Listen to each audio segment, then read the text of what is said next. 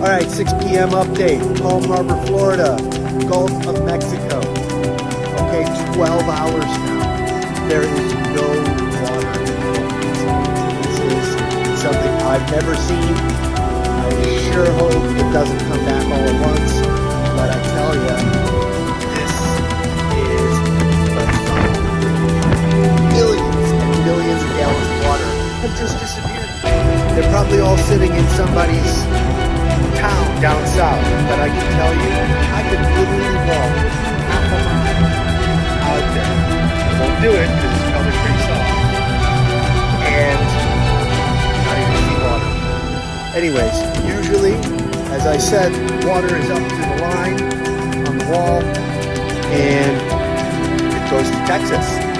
I could probably walk halfway to Texas. So, I just hope it doesn't come back all at once. That could be a little scary. I mean, usually,